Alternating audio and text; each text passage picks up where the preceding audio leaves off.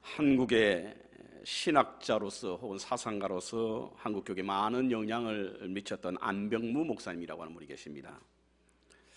이분은 이 말씀을 즐겨 사용하셨다고 하는데요. 마음은 생각을 낳고 생각은 행동을 낳고 행동은 습관을 낳고 습관은 인격을 낳고 인격은 운명을 낳는다 라고 하는 그런 명언, 적격언을 자주 사용하셨다고 합니다. 그러니까 한 사람의 운명의 키는 바로 마음이 지고 있고, 그리고 마음은 인생의 근원이 된다라고 하는 말씀인 것입니다. 찰스 윈돌 목사님이라고 하는 분이 계시죠. 달라스 데알라지카 세미나리에서 총장으로 지내시던 그분인데요. 인생은 10%의 외부 사건에 대한 90%의 내부 반응으로 이루어진다. 내부 반응을 곧 마음으로 어역할 수 있습니다. 그래서 인생은 10%의 외부 사건에 대한 90%의 내부 반응으로 이루어진다라고 말씀하셨는데요. 미국의 철학자이면서 심리학자인 윌리엄 제임스라고 하는 분은요, 우리 세대 가장 위대한 발견은 인간이 자기 마음 자세를 바꿈으로 삶을 바꿀 수 있다라고 하는 것을 발견한 것이다 라고 하는 말을 했습니다. 결국 마음의 자세가 우리의 삶을 바꿔놓을 수 있다라고 하는 것을 발견한 것이 인간의 가장 위대한 발견이다, 이렇게 이해가 됩니다. 그래서 오늘 본문은 마음을 지키라 생명이 이에서 남이니라 라고 하는 말씀을 하고 있습니다. 마음이 뭘까? 사전을 한번 찾아봤습니다.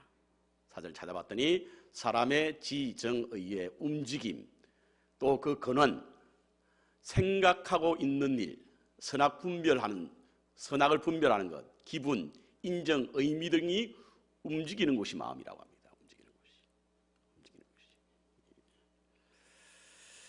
그래서 우리의 마음은 운명의 근원이요, 인생의 마음은 우리 인생의 컨트롤 타워 같다라고 하는 말씀을 하는 것입니다. 이는 마음이 우리의 삶의 많은 부분에, 많은 영역에 영향을 끼친다고 하는데요. 오늘 생명의 근원이 바로 마음이다라고 하는데, 그리스도인에게 있어서 마음은 육체 생명과 영혼의 생명이 있지 않습니까? 그렇다고 한다면 오늘 이 마음이 육체 생명과 그리고 영혼의 생명과 어떤 영향이 있느냐부터 먼저 함께 나누도록 하겠습니다. 마음이 육체에 미치는 영향이 크죠? 크지 않습니까? 본문이 시작되기 전에 22절에 보면 21절부터 이렇게 말씀하고 있습니다. 그것을 내 눈에 떠나지 말며 내 마음속에 지키라. 내 마음속에 지키라. 그것을 얻는 자에게는 생명이 되며 그 온 육체의 건강이 됩니다. 건강이 된다. 하나님의 말씀을 마음에 지키면 우리 육체의 건강이 온답니다. 마음과 건강은 매우 밀접한 관계가 있다, 이렇게 시작됩니다. 육체는 마음의 노예다라고 하는 말이 있습니다. 여러분, 육체는 마음이 노예다. 이는 육체는 마음에 따라 움직인다는 이야기입니다. 마음이 가는 대로 몸이 가지 않습니까, 여러분? 그래서 마음이 어떠한가에 따라서 육체의 생명에 달려 있습니다. 오늘날 질병의 원인이 마음에서 온다는 것은 과학적으로도 연구하여 입증한 자료 발표들이 굉장히 많이 있습니다. 요즘 EFT라고 하는 말씀을 EFT의 법칙 치유법이라고 하는 말씀을 들어보셨는지 모르겠습니다만, Emotional Freedom Technique, 마음을 통해 질병에서 자유를 얻는 기법이 바로 EFT입니다. EFT. 그러니까 우리의 마음을 통해서 질병, 육체의 아픔으로부터 자유를 얻는다는 그런 기법인데요. 즉 마음을 회복하여 몸의 병까지 치유한다는 뜻입니다. 이 치유법이 단순하게 정신적인 것만 말하는 것이 아니라 요통, 디스크, 골절, 오십견, 복통, 근육통, 혈압, 알러지, 화병, 우울증, 심지어는 암까지도 이와 같은 것을 통해서 고칠 수 있다라고 하는 것이 이 기법 EFT의 그 법칙입니다. 뉴욕 의대 재활학과의 존 사노라고 하는 분이 쓴 책이 뭐죠? 통증혁명이라는 책이 있는데요. 여기 안에 보면 요통을 이기는 마음의 힘이라고 하는 부분이 있는데, 이 책은 15만 명의 독자에게 등과 허리 그리고 만성 통증을 사라지게 했다고 하는데요. 그의 이론에 의하면 만성 통증의 경우 신체 구조적인 문제가 아니라 심리적인 문제예요. 약물이나 수술 없이도 심리적 문제를 알아차리는 것만으로도 통증이 해결되고 풀어지고 그래서 낫게 된다라고 하는 것이 그의 임상 신음을 통해서 경험한 것이라고 해서 저 책에 그렇게 소개하고 있습니다. 저는 어릴 적에 빨간 약이 만병통치약인 줄 알았습니다. 빨간 약. 일부 예배 그렇게 했더니 우리 김선승 목사님 그 이름이 아카진키라고 이야기하시나. 아카진키. 일본식 표현 같아서 제가 이 강단에서 그런 말 잘 안 하는데요. 아무튼 아카진키가 빨간 약이 만병통치약인 줄 알았습니다. 왜냐하면 아프다 그러면 어릴 때 무조건 그걸 발랐잖아요. 그게 효능이 있는지 없는지 모르겠습니다만 저희 어머님은 배가 아프다 그러면 배에다 발라놓고 이제 나았다 그러고. 그러다 보니까 그게 만병통치약인 거예요. 저희 친구는 하동에 사는 친구가 있었는데 이 친구는 경운기를 타고 가다가 경운기에 넘어져 다리가 부러졌어요. 근데도 그 동네 분들은 병원에 데려갈 생각을 하지 않고 아까진기 바짝가 불러줘요. 빨간 약. 빨간 약을 바르고 어머니가 나았다 그러면 나은 거예요. 이것은 빨간 약의 효능이 있었던 것이 아니라 어머니가 나았다라고 하는 그 마음 때문에 나아지는 것 같습니다. 기가 막히게 나아요 또. 이게 바로 마음의 치료지 않느냐. 마음의 치료. 의학의 아버지라 불리는 히포크라테스, 이분은 마음만큼 위대한 의사는 없다 이런 말을 했습니다. 마음만큼 위대한 의사는 없다. 저는요, 하나님은 인간을 만드실 때 스스로 치유할 수 있는 능력도 주셨다고 믿습니다. 그래서 의사는 사람을 살리는 사람이 아니라 하나님께서 우리 사람에게 만드신 스스로의 치료할 수 있는 능력을 돕는 역할을 하는 거예요. 돕는 역할. 의사 자체가 살리는 거 아닙니다. 여러분 죽은 사람을 의사가 살리는 거 봤습니까? 죽기 전까지 살아날 수 있도록 돕는 역할을 하는 거죠. 생명은 하나님께 있지 않습니까? 그렇죠? 그래서 의사는 살리는 사람이 아니라 돕는 사람이죠. 살리는 분은 하나님이시고 우리 인간에게 스스로 살아날 수 있도록 회복할 수 있는 능력을 하나님께서 주셨다고 믿습니다. 그래서 저는 우리의 마음을 통해서 치유함을 얻기 위해서 가장 좋은 만병통치약은 뭐냐? 그것은 열매라고 보는데 어떤 열매냐면 바로 성령의 9가지 열매라고 믿습니다. 여러분 성령의 9가지 열매로 무병장수하시기 바랍니다. 사랑과 희락과 화평과 오래 참음과 자비와 양성과 충성과 온유와 절제, 이 약만 드시면 무병장수합니다. 여러분 우리의 몸이 아프고 불편하고 이런 것들이 다 뭡니까? 여러분 이 약들을 한번 들으셔보시기 바랍니다. 아플 때, 힘들 때, 어려울 때, 고통스러울 때 이 열매 9가지 열매로 치유함을 얻으시기 바랍니다. 두 번째로 마음이 영에 미치는 영향도 매우 커요. 육체적인 것보다 더 크다고 할 수 있습니다. 시편 84편에 보면요, 주께 힘을 얻고 그 마음의 시온에 데려가 있는 자는 복이 있는 사람이다 이렇게 말씀하셨는데, 마음의 시온에 데려가 있는 자, 마음이 하나님께로 향하는 길, 거룩한 성전으로 가는 길, 이와 같은 자는 복이 있다. 여러분 오늘도 여러분들이 이 교회에 예배드리러 오셨는데요, 오시기 전에 먼저 마음이 있지 않습니까? 그래서 오셨잖아요. 이와 같은 사람이 복이 있다라고 하는 겁니다. 그 반대로 에베소서 4장 17절부터 18절에 보면요, 너희는 이방인이 그 마음에 허망한 것으로 행함같이 하지 말고 그들의 총명이 어두워지고 그들의 가운데 있는 무지함과 그들의 마음이 굳어짐으로 말미암아 생명에서 떠났다. 생명에서 떠난 것은 마음이 굳어졌기 때문에 거예요. 허망한 곳에 그 마음이 가 있는 거라고. 여러분 가룟 유다가 예수님을 배반했던 이유 중에 하나가 뭐냐면 그 마음에 사단이 들어왔다고 그러거든요. 마음. 그렇다고 한다면 왜 마음이 영혼에 큰 영향을 미치는가? 몇 가지로 보면 첫 번째로는 마음은 영혼의 창이기 때문에 그렇습니다. 마음은 영혼의 창입니다.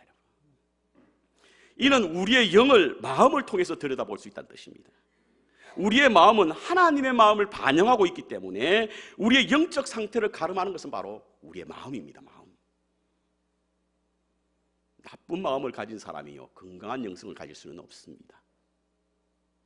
은혜 받은 사람이 좋지 않는 마음을 가진 사람은 없는 거예요. 세상에 믿을 수 없는 것 중에 하나가 뭐냐면 맑은 영혼으로 깨끗지 않는 마음을 가졌다라고 하는 사람들입니다. 마음이 악하고 불의하고 부정한데 그 안에 우리의 영혼이 건강할 수 없다는 거지요. 마음에 미움과 시기가 가득한데 영혼이 영적으로 평강을 이룰 수 없는 것 아니겠습니까? 왜냐하면 마음은 우리의 영혼의 창이기 때문에 그렇습니다. 두 번째로 우리의 마음은 주님이 머무시는 곳입니다. 예수님이 머무시는 것이. 그래서 우리의 마음은 신앙의 토대가 되는 거예요. 부활하시고 성천하신 주님이 어디 계실까? 우리의 마음에 있습니다. 우리의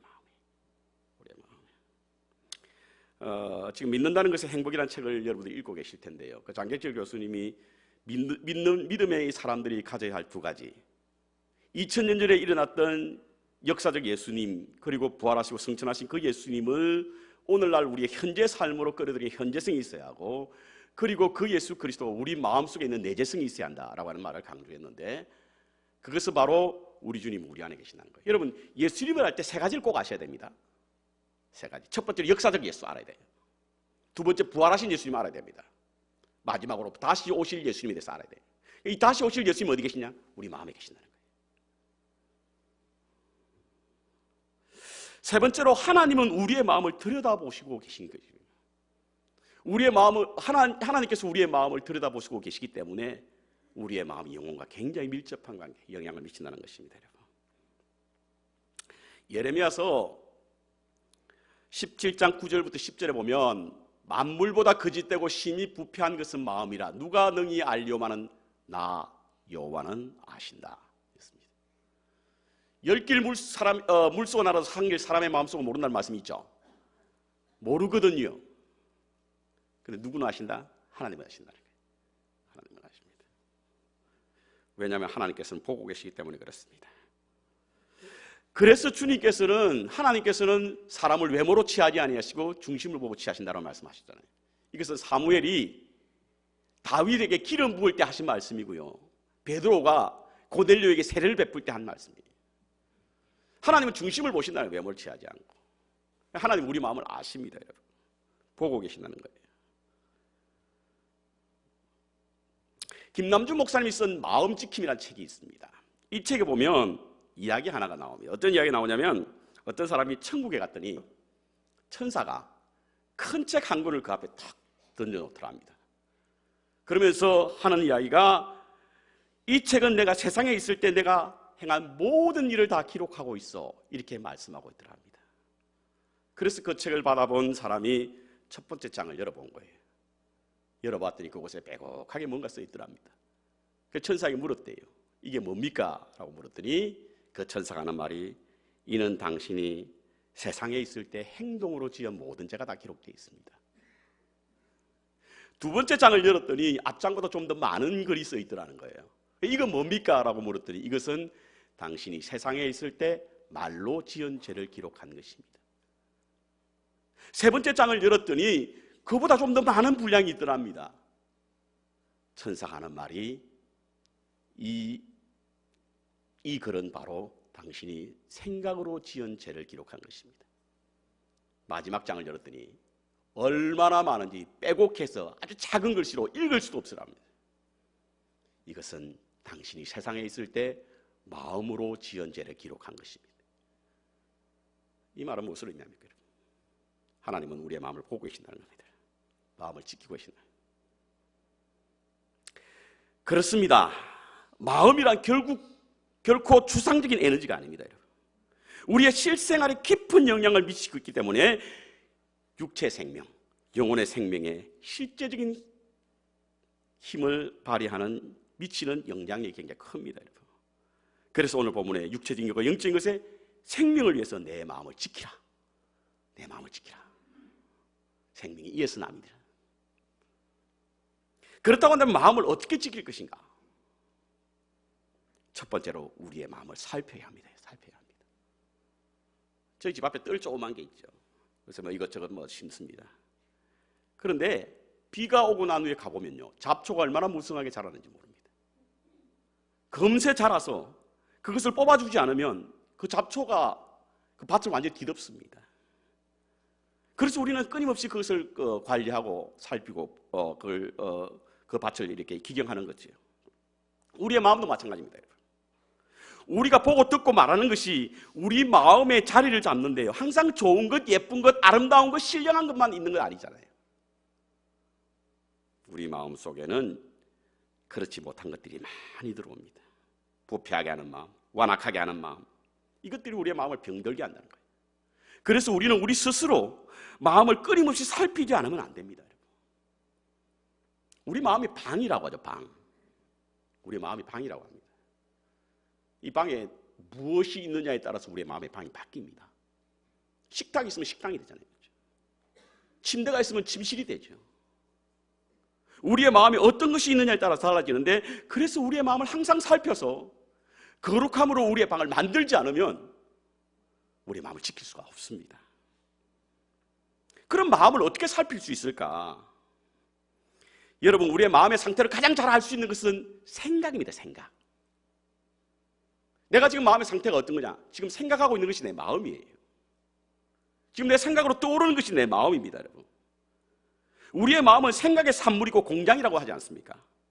어떤 마음을 가졌냐는 것은 어떤 생각을 하고 있느냐를 통해서 알 수 있는 거예요. 그래서 우리의 마음을 살피기 위해서 우리의 생각이 지금 어떤 생각을 하고 있느냐를 보면 됩니다. 먹는 것을 사랑하는 마음은 늘 먹는 것만 생각하잖아요. 운동을 사랑하는 마음을 가진 사람은 매일 운동 생각만 합니다.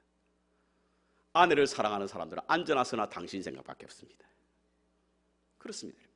생각이 곧 그 사람의 마음입니다. 그 마음의 생각이 없다면 그 위인도 그러한지, 그 사람의 생각에 따라 그 마음이 달라지고 그 마음에 따라서 그 생각이 달라지고 그 생각에 따라서 그 행동이 달라진다는 거예요. 우리의 생각이 곧 우리의 행동을 유발하는 것입니다. 그래서 엄격하게 우리의 생각을 살펴야 합니다. 높은 경지에 이런 고성과 이제 갓 출가한 신참 스님이 수행을 위해서 길을 떠났다고 합니다. 새벽기도 시간에 한번 했던 이야기인데, 한참 길을 가다 보니까 냇가가 이렇게 있는 거예요.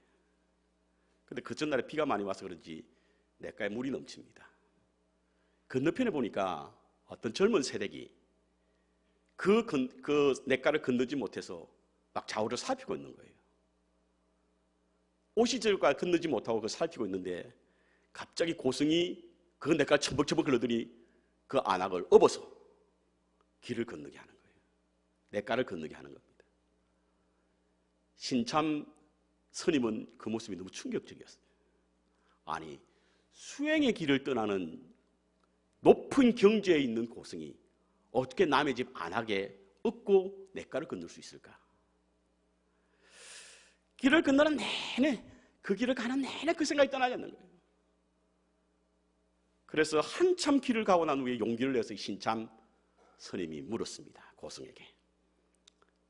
스승님, 어떻게 수행의 길을 떠나는 스님께서 남의 집 안악을 업어서 이렇게 옮길 수 있습니까? 라고 물었더니 그 고승이 그 신참 스님에게 하는 말이, 너는 아직도 그 생각을 하고 있느냐? 너는 아직도 그 생각을 하고 있느냐? 무슨 뜻입니까? 이 스님은 그 마음에 그 여인이 있었던 거예요. 신참 스님은. 그러니까 그 생각이 머물렀던 거죠. 그런데 고승은 그걸 잃어버린 거예요. 왜? 마음이 없기 때문에. 여러분, 음욕을 품는다라고 하는 것은요, 단지 아름다움을 보는 것을 말하는 것이 아닙니다. 그 아름다운 것을 마음에 담고 있는 것이 음욕을 품는 거예요. 하나님께서 아름다운 것을 우리 눈이 가게 만들었잖아요. 그래서 눈이 갈 수는 있습니다. 그러나 그것을 마음에 품게 되면 그때부터 음욕이 되는 거예요. 그렇습니다, 여러분. 지금 우리가 생각하고 있는 것이 무엇이냐? 이것이 바로 우리의 마음입니다. 여러분, 마음을 잘 헤아리시기 바랍니다. 그것이 마음을 지키는 겁니다. 두 번째로, 우리의 마음에 파수꾼을 세워야 합니다. 파수꾼을 세워야 합니다. 본문에서 지키라고 하는 말의 의미는 힘을 다하여 파수하라, 그런 의미입니다. 우리의 마음은 세상에 노출되어 있기 때문에, 그래서 많은 것들이 우리의 마음을 드나듭니다. 그러다 보니까 우리의 마음이 지금 중립지대가 아니에요. 마치 치열한 전쟁터입니다. 평화시대가 아니고 냉전시대입니다. 그래서 우리의 마음은 지금 전투가 벌어지고 있는 거예요. 하나님의 은혜도 역사지만 죄도 만만치 않습니다. 말씀의 역사도 죄의 유혹도 우리의 마음에 끊임없이 흔들어 놓습니다. 그러다 보니까 우리의 마음이 무시로 변하는 거예요. 곧 천사가 되었다가 사단이 되었다가. 그래서 우리가 마음을 지키기 위해서는 파수를 해야 됩니다. 우리 마음은 생명이 여기서 나오는 게. 뭐 군대 가면 그런 말 흔히 하지 않습니까? 작전에 실패한 장수는 용서를 받아도 경계에 실패한 장수는 용서받을 수 없다, 그런 말 있잖아요. 왜냐하면 경제에 실패하게 되면 모든 군인이 다 몰살당하기 때문에 그렇습니다. 우리의 심령도 마찬가지입니다, 여러분. 우리의 마음에 파수를 세우지 않으면 어느새 사단이 우리 마음에 점령해가지고 하나님의 아들을 사단의 종으로 만들지 않습니까? 우리 아까 장로님께 기도하시던 중에 서울의 모교회를 이야기했는데요, 목사들도 어느 날 갑자기 사단의 종로로 달 수 있습니다. 우리가 파수를 하지 않으면, 지키지 않으면, 마음을 지키지 않으면, 마음을 파수하지 않으면. 그러니까 파수라는 것이 무엇인가? 무엇으로 지키는 것인가? 첫째로 아름다운 마음으로 지켜야 합니다. 아름답게 함으로 지켜야 됩니다. 아름답게 함으로. 저희 교회에 지금 저 친교실 들어가는 데 있잖아요. 저것도 갖다 놨습니다. 저기 앉아보신 분들 계시죠? 제가 급하게 사진을 찍느라고 저 깨끗하게 좀 안 나왔는데, 저 왜 저걸 갖다 놨을까? 전도 양육부가 저걸 하나 갖다 놓으면서 저기에 그동안 여러 가지 많은 그 짐들이 쌓여 있었거든요. 뭐 여러분들이 단기 선교 가시는 분한테 필요한 물건인가 생각해서 집에서 가져온 물건들이 막 쌓아놓아가지고 아주 미관상 좋지 않았습니다. 그럼 저것을 어떻게 지킬 수 있을 것인가? 예쁘게 만들면 되겠다 해서 저렇게 테이블 놓고 저기다 꽃까지 하나 올려놓은 거예요. 그렇습니다. 우리의 마음을 지키는 방법은요, 우리의 마음을 아름답게 만들면 됩니다. 그러면 세상의 것이 우리 마음에 들어오지 못합니다. 대개는 사단은요, 우리의 마음을 잘 알아서 우리에게 나쁜 마음, 나쁜 생각을 가지고 있는 곳에 들어오거든요. 아름다운 마음을 갖게 되면 그곳에 용인할 수가 없는 거예요. 그래서 우리의 마음을 지키는 방법은 바로 우리의 마음을 아름답게 만드는 겁니다. 두 번째, 하나님의 약속의 말씀을 붙잡아야 합니다. 창세기 3장에 보면 사단이 하와를 유혹해서 선악과를 만들게 함으로 우리에게 원죄가 들어와 있지 않습니까? 하와가 선악과를 보고는요, 먹음직도 하고 보암직도 하고 탐스럽게까지 했다라고 말하고 있는데요, 무엇 때문에 그렇습니까? 그전에는 그런 마음이 없었던 거예요. 그전에는 그런 마음이 있었다고 성경은 말하지 않습니다. 없었는데 어느 날 보니까 그 선악과가 너무나 먹기도 하고 먹고 싶고 예쁘고 아름답고 탐스럽기까지 한단 말이에요. 언제죠? 사단이 하와의 마음에 들어와서 기속말로, 야, 선악과 먹어도 괜찮아, 죽지 않아, 하나님과 같이 될 수 있어, 이것 때문입니다. 그런데 말이죠, 하와가 사단의 말보다 하나님의 언약의 말씀을 붙잡았다고 한다면 그 마음을 지킬 수 있었을 거예요. 너는 먹을 때 반드시 죽을 것이라, 이 약속의 말씀을 잡았다고 한다면 그 약속을 붙잡지 못했기 때문에 그렇습니다. 하나님께서는 우리의 마음을 지키는 여러 가지 다양한 말씀을 해주셨습니다. 너희는 아무것도 염려하지 말고 오직 기도와 간구로 너희 구할 것을 감사함으로 구하라. 그리하면 하나님의 평강이 너희 마음과 생각을 지키실 것이다. 보석과 같은 하나님의 약속이 우리에게 너무 많이 주어졌습니다. 그 말씀을 붙잡지 않는 거예요. 그러다 보니까 사단이 들어와서 우리의 마음을 유혹하죠. 우리는 완전히 무장해제가 되어버립니다. 우리의 마음이 훼손되는 거예요. 그렇습니다, 여러분. 언약의 말씀을 붙잡는 것이 우리의 마음을 파수하는 것, 지키는 겁니다.